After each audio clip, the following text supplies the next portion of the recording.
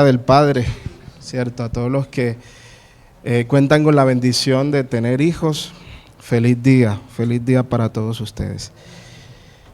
Como saben, en las últimas predicaciones, y creo que a lo largo de este año, se ha venido profundizando en temas doctrinales, ¿cierto? Que es el fundamento de lo que nosotros creemos. El domingo pasado, por ejemplo, el pastor Marcos en su exposición nos compartió acerca de la doctrina de la reconciliación, ¿cierto? Y hoy, a través de esta reflexión, quiero llevarlos a considerar otro aspecto importante, la amartiología. Y usted dirá, bueno, ¿eso qué es? Es la doctrina del pecado, ¿cierto? Y con esta exposición quiero que usted salga acá, de pronto reflexionando un poco más acerca de este tema. ¿Qué es lo que pasa? A lo largo de la historia hay muchas cosas. ¿Perdón? Sí, perdón. Los niños pueden salir a sus clases. Sí. A lo largo de la historia, hermanos, algo que ha pasado en la iglesia, ¿cierto? De manera general, es que se confunden algunas cosas de influencia cultural como doctrina. Entonces, por eso es tan importante que nosotros reflexionemos sobre estos temas para entender desde la Biblia realmente qué es lo que nosotros debemos creer. Ahora, hablando de la doctrina del pecado, quiero enfocarme en uno de sus componentes claves, la carne, ¿cierto? Entendida como esa inclinación natural del ser humano hacia el pecado. Y siempre vamos a encontrar que la carne nos lleva a estar en constante oposición a lo que el Espíritu nos demanda. Y este es un conflicto interno que creo que todos enfrentamos, ¿cierto? Y esto no depende de cuántas veces usted asista a la iglesia o de cuánto tiempo lleva de haber aceptado al Señor. Es una lucha frecuente que tenemos, ¿cierto? Ese conflicto interno. Pero comprenderlo de manera adecuada nos va a llevar a aceptar de una mejor manera la gracia del Señor. Y vamos a poder depender más del Espíritu Santo, ¿cierto? Para vivir en obediencia al Señor. Entonces, la reflexión de hoy la he titulado El traidor. Y vamos a tratar de identificar a lo largo de esta reflexión realmente quién es el traidor. Y pido que busquen en sus Biblias, en Romanos 7, vamos a estar revisando este capítulo, Romanos 7, versículos 14 al 25. Romanos 7, versículos 14 al 25. Voy a leer para ustedes. Dice, porque sabemos que la ley es espiritual, mas yo soy carnal, está diciendo Pablo, vendido al pecado. Porque lo que hago no lo entiendo, pues no hago lo que quiero, sino lo que aborrezco, eso hago. Y si lo que no quiero, esto hago, apruebo que la ley es buena. De manera que ya no soy yo quien hace aquello, sino el pecado que mora en mí. Y yo sé que en mí, esto es, en mi carne, no mora el bien, porque el querer el bien está en mí, pero no el hacerlo. Porque no hago el bien que quiero, sino el mal que no quiero, eso hago. Y si hago lo que no quiero, ya no lo hago yo, sino el pecado que mora en mí. Así que, queriendo yo hacer el bien, hallo esta ley. ¿Qué dice ahí? Que el mal está en mí. Porque según el hombre interior me deleito en la ley de Dios, pero veo otra ley en mis miembros, que se rebela contra la ley de mi mente y que me lleva cautivo a la ley del pecado que está en mis miembros. Miserable de mí, ¿quién me librará de este cuerpo de muerte? Y miren cómo va a terminar. Gracias doy a Dios por Jesucristo, Señor nuestro. Así que yo mismo con la mente sirvo a la ley de Dios, más con la carne a la ley del pecado. Vamos a orar para que el Espíritu Santo nos dé sabiduría para entender esto y sobre todo que nos ayude a ponerlo en práctica. Padre, gracias. Gracias, Señor, por esta oportunidad de compartir tu palabra. Prepara nuestros corazones, Señor, para entender lo que tú quieres hablar a nuestras vidas. Ayúdanos a depender más de ti, que dejemos de ser autosuficientes, sino que cuando tengamos luchas en nuestra carne, estemos, Señor, de la mano con el Espíritu Santo y nos dejemos guiar. Gracias, Padre, por cada persona que está aquí. Tú conoces sus luchas y que esta palabra es una respuesta para cada uno. En el nombre de Jesús, amén y amén. Hermanos, en este capítulo, ¿cierto? En todo el capítulo 7, aunque estamos leyendo desde el verso 14, Pablo viene explicando cómo la ley, es decir, la palabra, no es mala, ¿cierto? Pero tiene algo, y es que nos revela el pecado. Eso hace la palabra del Señor. La ley nos muestra lo que está mal en nuestras vidas, pero el tema está en que solo se queda hasta allí. La ley nos muestra lo que está malo, pero no tiene el poder para salvar. O dicho de otra manera, no tiene el poder para forzarnos a hacer lo correcto. ¿Cierto? Eso depende de nosotros. Esto que Pablo viene mencionando entonces acerca de la ley va a preparar el terreno para lo que acabamos de leer, ¿no?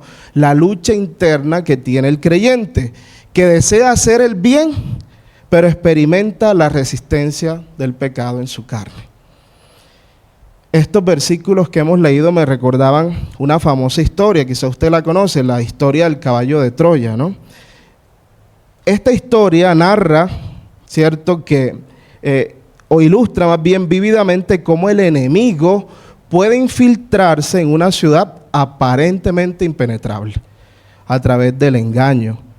Quizás los que no conocen la historia, resulta que los griegos, tras años de intentar conquistar Troya por la fuerza y no poder, recurrieron a algo más inteligente, recurrieron a la astucia y construyeron un enorme caballo, narra la historia, de madera, y lo dejaron afuera de las puertas, ¿cierto? Como en símbolo de un obsequio o de pronto de rendición.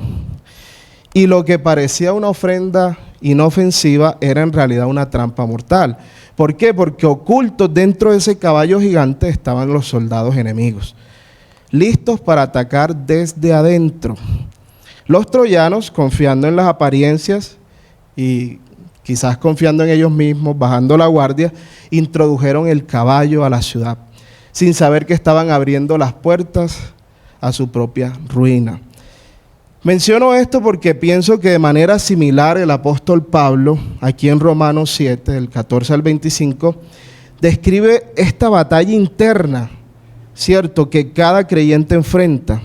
Así que en lugar de un enemigo externo, el traidor está dentro de nosotros. Es nuestra propia carne, hermanos. O si usted la conoce como la vieja naturaleza, el viejo hombre. Ese es el traidor que está dentro de nosotros. Aunque deseamos constantemente hacer el bien, nos encontramos cediendo también constantemente al pecado, ¿cierto? Arrastrados como por esa fuerza interna que puede llegar a causar gran destrucción. Dichos en palabras de John MacArthur, hablando de estos versículos, miren lo que dice él. Estos versículos corresponden al punzante relato del conflicto interno del hombre consigo mismo, en la que una parte de él empuja en una dirección y la otra parte lo hace en la dirección completamente opuesta. Esa es la lucha de la que está hablando Pablo acá. Es importante mencionar lo siguiente. Este pasaje que estamos leyendo ha sido objeto de mucha discusión, puesto que hay personas que sostienen que Pablo aquí está hablando de un no creyente. Hay personas que piensan eso, que esas luchas las experimentan personas que no han conocido al Señor. Hay otros que piensan que Pablo aquí está hablando de un creyente legalista, es decir, alguien atrapado en su esfuerzo por cumplir la ley por sus propios méritos, ¿cierto? En sus propias fuerzas. Sin embargo, mi opinión, ¿cierto? Y también hay muchos estudiosos de la Biblia que sostienen esta opinión, es que Pablo aquí está hablando de la lucha interna de un creyente maduro en la fe. Es más, posiblemente está hablando de sus propias luchas. Y quiero que pensemos en eso. Esto que Pablo está describiendo son las luchas que tenemos nosotros, que llevamos incluso años, ¿cierto?, en el ministerio, en la iglesia. Ahora, Y es que yo sostengo esta opinión porque paradójicamente, cuanto más crece un cristiano en su comunión con Dios, más debería ser consciente de su propia imperfección o de cuán lejos está de esa santidad, ¿no? Entre más cerca estamos nosotros de la luz, ¿qué pasa? Más claramente se ven nuestras sombras, nuestro pecado. Esa es la lógica que yo entiendo acá. Solo un creyente verdaderamente maduro puede reconocer, interesarse y preocuparse profundamente por las luchas de su corazón. Alguien que no es creyente, no le importa, no le afecta el pecado. Y sí, podemos afirmar, hermanos, que somos nuevas criaturas en Cristo, pero también debemos reconocer con humildad que la naturaleza pecaminosa del viejo hombre aún no ha sido erradicada completamente. Eso va a pasar cuando venga nuestro Señor. Así que en nuestro caminar cristiano, esta tensión que describe Pablo, ¿cierto? Esa lucha constante entre lo que somos en Cristo, pero lo que todavía estamos dejando atrás, es precisamente lo que él está hablando acá. Y para eso, para ampliar esto, me gustaría abordar 3 puntos. En primer lugar, hablemos de ese enemigo oculto. En los versículos 14 y 17, 14 al 17 se menciona el enemigo oculto. Dice Pablo, nuevamente lo leo para ustedes, porque sabemos que la ley es espiritual, mas yo soy carnal, vendido al pecado, porque lo que hago no lo entiendo, pues no hago lo que quiero, sino lo que aborrezco, eso hago. Y si lo que no quiero esto hago, apruebo que la ley es buena, de manera que ya no soy yo quien hace aquello, sino el pecado que mora en mí. En estos versículos Pablo está describiendo la realidad que todo creyente debe enfrentar en algún punto de su vida y debe hacerlo con honestidad. Hay un enemigo que tenemos que no ataca desde afuera, sino que habita dentro. No se trata del diablo, no se trata del mundo, no se trata de las circunstancias. Muchas veces nosotros tratamos de excusar nuestras acciones en estos factores externos, ¿no? El diablo lo vemos en todos lados.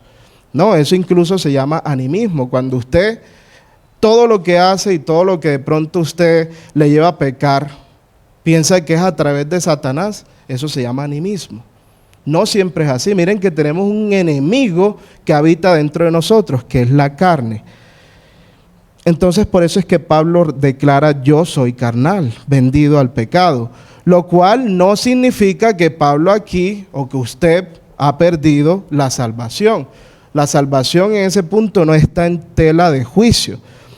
Solo él está reconociendo que vive y habita en un cuerpo influenciado por la carne. Y esa carne sigue siendo nuestro campo de batalla. Un dato curioso. Carne, desde su traducción literal, significa cuerpo, ¿cierto? Es la piel, el tejido corporal. Si quisiéramos buscarle una definición más figurativa o quizás un sentido psicológico, sería fragilidad y debilidad. Eso es carne. Ahora, otra definición a nivel teológico y quizás desde un significado más espiritual, ojo con esto, es la confianza puesta en uno mismo y la tendencia a pecar. Es decir, es vivir mi vida a mi manera y para mi gloria. Y esto me llevaba a pensar cómo estoy viviendo mi vida, ¿cierto? ¿Cómo estamos viviendo, iglesia, nuestra vida? Porque aquí el riesgo es altísimo. No, este enemigo oculto en la mayoría de las veces no se va a mostrar de manera tan evidente, ¿cierto? Muchas veces actúa disfrazado de buenas intenciones, confundiendo nuestros deseos y motivaciones. Pablo está diciendo, lo que hago no lo entiendo, pues no hago lo que quiero, sino lo que aborrezco, esto hago. Y yo pienso que esta debería ser nuestra confesión, ¿cierto? Si llevamos tiempo en la fe, siguiendo al Señor, esta debería ser nuestra confesión, ¿cierto? Una persona que reconoce, que ama la ley, pero que no ignora la lucha interna que tiene. Es una lucha que no podemos ignorar. el pecado no ha sido eliminado completamente en la vida del creyente. Y cuando no es reconocido, cuando usted y yo no reconocemos esa lucha y que somos pecadores, se convierte en un enemigo sigiloso, ¿cierto? Como pasó aquí con el caballo de Troya que usamos de ilustración. Entonces Pablo aquí nos está enseñando algo muy profundo. La presencia del pecado no significa ausencia de salvación, ¿cierto? Que eso es algo que a veces se ha llegado a predicar. Que si tú pecas, si tú pecaste hoy, tienes que arrepentirte, porque si llega hoy el Señor te quedaste. ¿Cierto? Ojo, la presencia del pecado no significa la ausencia de salvación, sino más bien la conciencia de esta lucha. Yo pienso que es una señal de vida espiritual, porque solo alguien regenerado, redimido por Jesús puede experimentar esta lucha.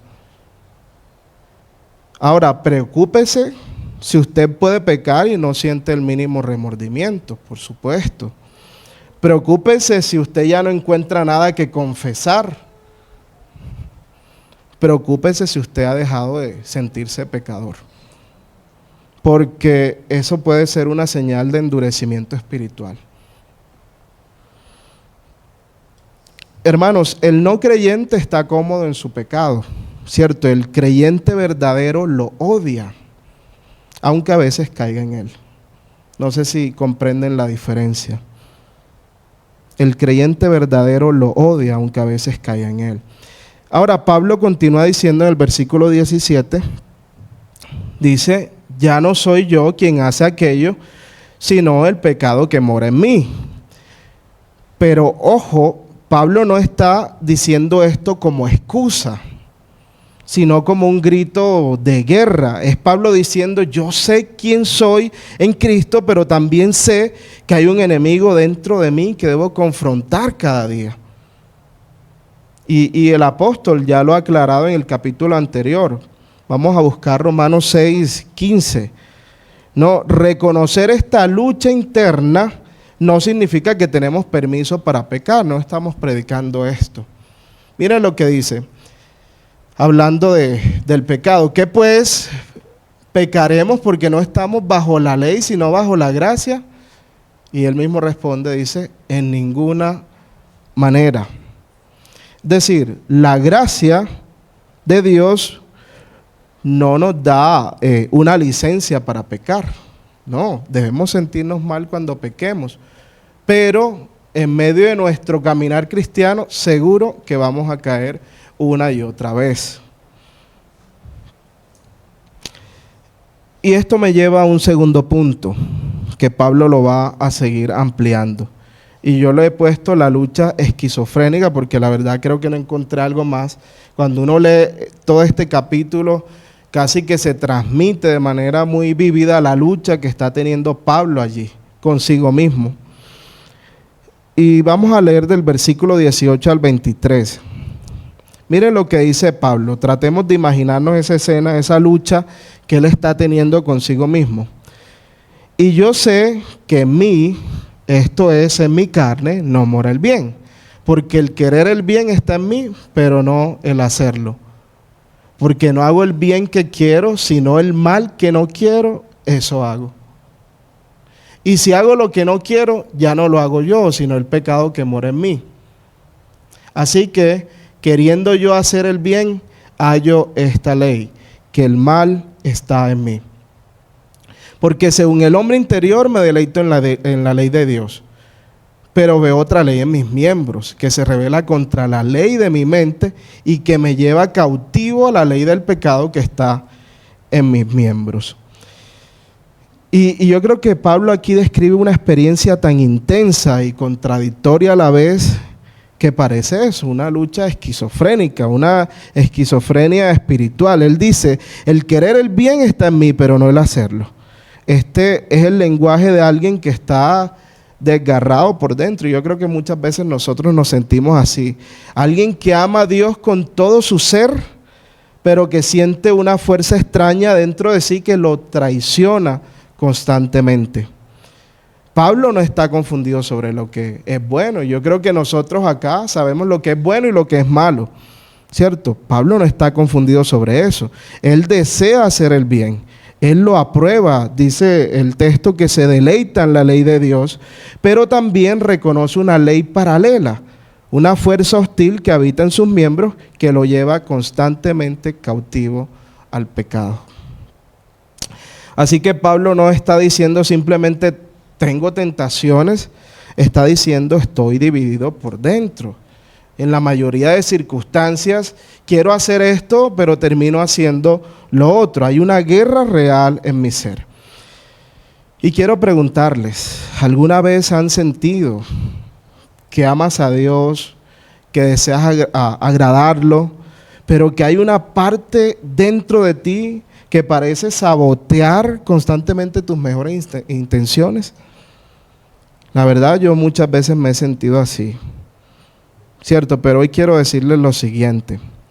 Esta lucha, hermanos, es señal de vida. Porque los muertos ya no pueden hacer nada, los muertos no pelean, ¿cierto? Los tibios en el Evangelio no sienten ni siquiera este conflicto. Los incrédulos, por ejemplo, no odian su pecado. Solo un creyente lleno del Espíritu Santo puede experimentar este nivel de batalla interna, porque es alguien que desea realmente honrar a Dios y le duele enormemente su pecado. Entonces, si alguna vez te has sentido traicionado por ti mismo o te has sentido como un traidor, Pablo nos dice que esta es la realidad de un cristiano sincero, ¿no? Y lo hace sin suavizar el dolor de la experiencia. Él se observa a sí mismo y dice, el mal está en mí. ¿Cómo un cristiano, cómo un creyente puede llegar a afirmar esto? El mal está en mí. No, y Pablo aquí no lo justifica, no lo ignora, lo confronta con dolor, pero también con honestidad. No olviden, hermanos, que como creyentes no somos alguien que ha dejado de luchar con el pecado, sino alguien que ha dejado de hacer las paces con él. ¿No? Como creyentes no somos alguien que ha dejado de luchar con el pecado, pero ya no estamos conformes haciendo las paces con él. Obviamente vamos a sentir dolor. Lo normal sería que aunque caigamos, podamos arrepentirnos. Eso es lo que nos invita a la palabra. Así que mientras estemos en esta tierra, el pecado nos va a seguir tentando a través de la carne. Y en la mayoría de los casos para satisfacer deseos que son legítimos, pero de manera ilegítima. Entonces usted para este punto quizás de la predicación se preguntará, bueno, ¿y qué podemos hacer? Primero le quiero responder, ¿qué no podemos hacer? Porque hay dos extremos peligrosísimos cuando hablamos del efecto que tiene la carne en nosotros. ¿Cierto? Por un lado, quizás usted dirá, bueno, definitivamente es una lucha que no puedo ganar, me dejo llevar por el pecado, ¿cierto? No voy a hacer nada al respecto. Voy a dejar que la carne tome todo el control de mis acciones y de mi mente. Ese extremo se llama libertinaje. Y hay muchas personas que a pesar de haber conocido la verdad, viven en libertinaje. Ese es un extremo peligroso. El libertinaje, dicho de otra manera, es la actitud de la carne que ignora la voluntad moral de Dios para en cambio complacerse a sí misma. Este extremo refleja una actitud indiferente hacia Dios, ¿cierto? Nos alejamos de Él y una vida marcada por la falta de responsabilidad espiritual. Eso sí, el libertinaje parece el camino más fácil, ¿no? Pero en realidad es el más destructivo. Porque cuando dejamos de luchar, cuando nos sometemos a la carne, también dejamos de vivir como verdaderos hijos de Dios. El otro extremo es el legalismo.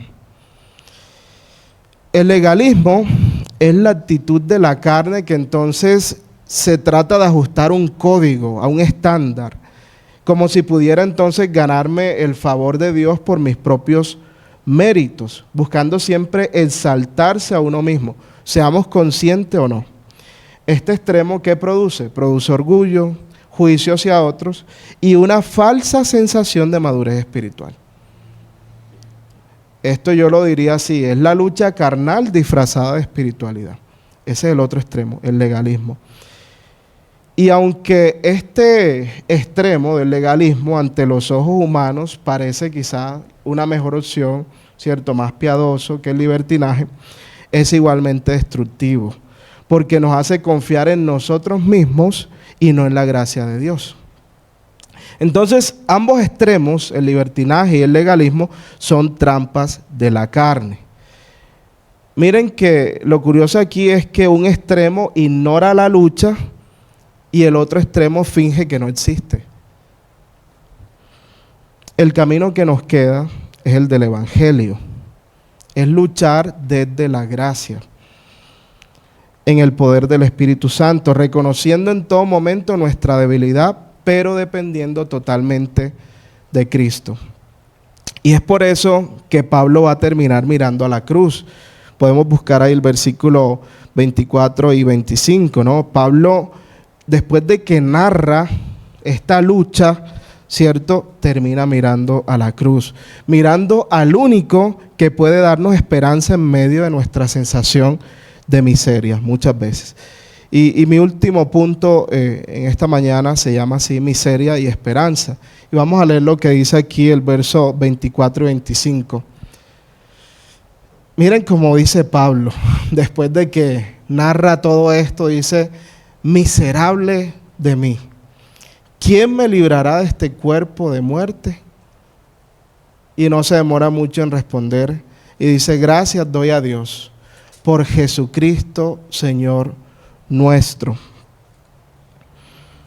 Creo que en estos últimos versículos, solo por citar otra frase, me gusta mucho una frase de John Stott que dice: solo cuando miramos a Jesús descubrimos que hay esperanza para los miserables, fuerza para los débiles y perdón para los culpables. Así que después de describir una lucha desgarradora entre el deseo de obedecer a Dios y la realidad del pecado que habita en él, Pablo llega a este grito casi desesperado, ¿no? Dice: miserable de mí, ¿quién me librará de este cuerpo de muerte? Y yo creo que no hay mayor expresión de frustración espiritual que esta que Pablo está diciendo aquí. Pablo no simplemente está cansado, él está quebrado, ¿cierto? Está diciendo: yo constantemente intento, lucho, pero sigo fallando. No puedo solo. Y es allí donde levanta su vista y sabe que está Jesús. Así que lo glorioso a esa pregunta, ¿cierto?, que Pablo dice, es que no queda sin respuesta. Inmediatamente le exclama: gracias doy a Dios por Jesucristo, Señor nuestro. Aquí Pablo nos muestra que la respuesta a este conflicto no está en intentar ser más fuerte, sino en mirar más alto. La victoria está cuando miramos a Cristo. Es lo único que nos puede ayudar en esta situación. No, y esta respuesta no es esperanza o optimismo emocional, no es tampoco un cliché que usamos para sentirnos mejor por un momento. Esta esperanza, ¿cierto? Gracias doy a Dios por Jesucristo, Señor nuestro.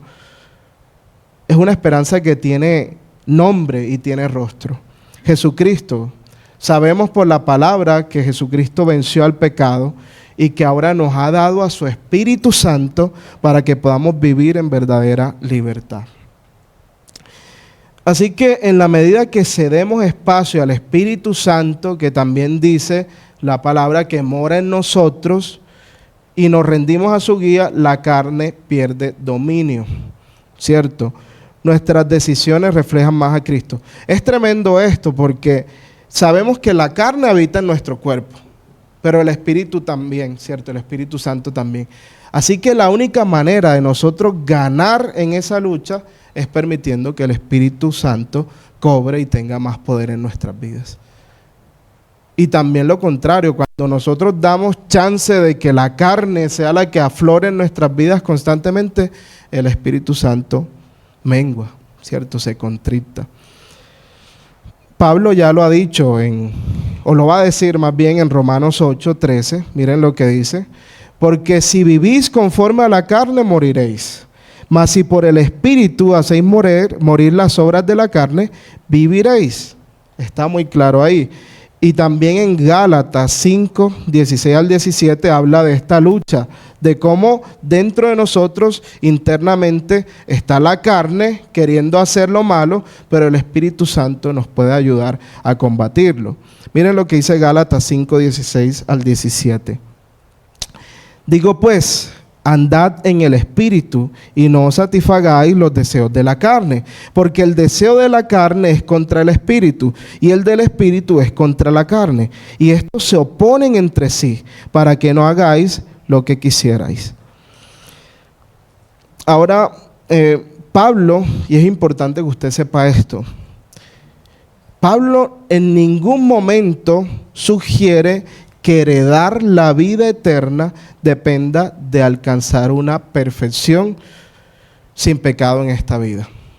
No, y eso a veces puede resultar chocante, pero cuando hablamos de la doctrina del pecado, de amartiología, esto es un fundamento.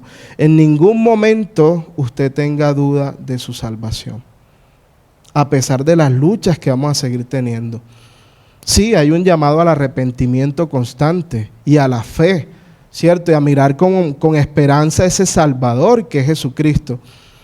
Pero no se sienta frustrado, no se sienta fracasado cada vez que usted cae. Levántese. Así que lo que Pablo enseña en este versículo es la necesidad de un progreso constante y visible. Es como un caminar donde poco a poco dejamos atrás esos patrones, ¿cierto?, del mundo y nos parecemos cada vez más a Cristo. Pero eso no va a pasar de la noche a la mañana. Es un proceso. Pero también Pablo está diciendo, en medio de este proceso ustedes no están solos. Es el Espíritu Santo quien produce en nosotros ese cambio profundo y continuo. Y justamente este proceso se le llama santificación, pero no vamos a hablar de eso hoy. Pero lo que sí quiero destacar es que usted reconozca y sepa que sin la obra del Espíritu Santo en su vida, vivir conforme a la voluntad de Dios es imposible. Totalmente imposible. Pablo en estos textos que hemos revisado no está exigiendo perfección sin fallas, sino una dirección clara. Que avancemos por la obra del Espíritu Santo, en un proceso donde el pecado pierde terreno cada día y Cristo gana prioridad en nosotros. Y escuchando en estos días también una prédica del pastor Sugel Michelén sobre este texto, él citaba a otro autor y decía, Pablo aquí, en estos textos que estamos leyendo, no está afirmando que los cristianos viven en una derrota continua, sino que ningún cristiano vive en una victoria continua. Así que en estos capítulos Pablo describe cómo debería reaccionar todo verdadero cristiano al enfrentar su dolor. Debería ser algo parecido a lo que encontramos acá, ¿no? Esa impotencia de saber que quiero hacer lo bueno, pero que pequé, que terminé haciendo lo malo. ¿Cierto? Hay que reaccionar con dolor, con un profundo sentido de miseria, ¿cierto? Con una conciencia viva de nuestra fragilidad, porque la carne, cuando nosotros le damos oportunidad de hacer lo que quiera, nos lleva a esa sensación, que somos débiles, que somos frágiles. Pero esa lucha interna también debería reflejar ese anhelo por el día en que ya no seremos más estorbados por el pecado. Cuando finalmente experimentemos la redención completa de nuestro ser. Para ir cerrando, recordemos, iglesia, que no se trata de que nunca caigamos, porque eso sería imposible. Yo no puedo decirles a ustedes que intenten ser perfectos porque no se puede llegar a ese estándar. Entonces no se trata de que nunca caigamos, sino que ya no nos sentimos cómodos estando tirados en el suelo. Cada paso en obediencia, ¿cierto? Cada decisión de rendición, que sea una evidencia de que el Espíritu Santo está obrando en nuestras vidas. Mi anhelo, hermanos, iglesia, con esta reflexión, es que quizás salgas de aquí entendiendo que frente a nuestro pecado no hay que buscar muy lejos al culpable. No está allá afuera, en la mayoría de los casos, créanme que no va a ser el diablo, seguramente está ocupado en otro lado. El traidor está dentro de nosotros, cuando apagamos el espíritu y permitimos que la carne tome control. Y quiero terminar con algunas aplicaciones que usted se pueda llevar, ¿cierto? Hemos como socializado un poco lo que Pablo está describiendo, ¿cierto? De todo este tema doctrinal. Pero, ¿qué hacemos con esta información? Quiero proponerle lo siguiente. En primer lugar, reconoce y sé consciente de que tienes luchas con el pecado. Si usted llegó hoy y se siente la persona más santa del mundo, revísese, ¿cierto? Sea consciente de que usted es débil, es frágil y que va a tener luchas constantes con el pecado. Pero no se desanimen, porque lucha no significa fracaso. El hecho de que te sientas así es una evidencia de que el Espíritu Santo te está inquietando, ¿no? Que está obrando en ti. Un creyente maduro no se conforma, sino que discierne esa tensión y la enfrenta con honestidad. En segundo lugar, no subestimes al enemigo interior. Por supuesto, no dejes que la carne gane terreno en tu día a día. No abras puertas que luego no vas a poder cerrar. Y aquí estoy hablando de que examines tus deseos y tus motivaciones. Estoy hablando de que te hagas la pregunta: ¿por qué sigo cayendo en el mismo pecado? Cada uno de nosotros tiene sus luchas, pero usualmente hay una en específico con la cual se lucha más. Pregúntate: ¿por qué sigo pecando en lo mismo, cayendo en lo mismo todo el tiempo? Ora, lee la palabra, sé consciente, identifica esas áreas que debes fortalecer. 3, deja de confiar en tus propias fuerzas para vencer al pecado. Ya vimos a través de la palabra que en nuestra fuerza vamos a terminar así como Pablo, diciendo: miserable de mí. En nuestras fuerzas no se puede. Así que reconozcamos eso y dependamos de Cristo, de su Espíritu Santo, ¿cierto? Tratemos de caminar y darle la oportunidad al Espíritu Santo de que sea quien guía nuestras vidas. La ley, como hemos revisado, es decir, la palabra, cuando nos acercamos a la palabra, nos muestra lo que se espera de nosotros, ¿cierto? Es un manual de vida, pero solo el Espíritu Santo nos va a dar la capacidad para vivir esa ley.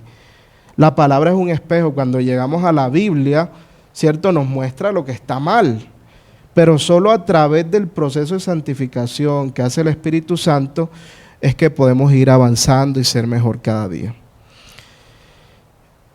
Otra más, vive en arrepentimiento constante y no en condenación, ¿cierto? No nos quedemos estancados en decir: no, definitivamente ya perdí esta lucha, no. Vamos hacia adelante. El arrepentimiento genuino siempre nos va a llevar a Cristo, quien es nuestro libertador. Así que cada vez que caigas, corre a la cruz, no huyas o te alejes de ella. Recuerda que nuestra identidad está en Cristo, no en nuestros fracasos. Los fracasos, cada vez que caigan, no pueden marcar tu vida porque la identidad de nosotros ya nos las ha dado Cristo. Finalmente, creo que un buen consejo, una aplicación práctica sería: haz de la palabra y de la comunidad una herramienta de resistencia.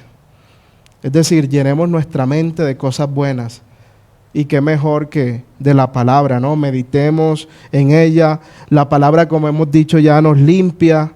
Así que eso por un lado. Y por otro, no enfrentemos esta batalla solos, ¿cierto? Rodeémonos de una comunidad cristiana que ore con nosotros, que te confronte en amor y te anime a perseverar en santidad. Entonces, iglesia, solo cuando reconocemos al traidor dentro de nosotros, podemos correr con humildad a los pies de Cristo, que es nuestra única esperanza en medio de nuestras luchas con el pecado. Amén. Vamos a orar también para cerrar. Padre, gracias.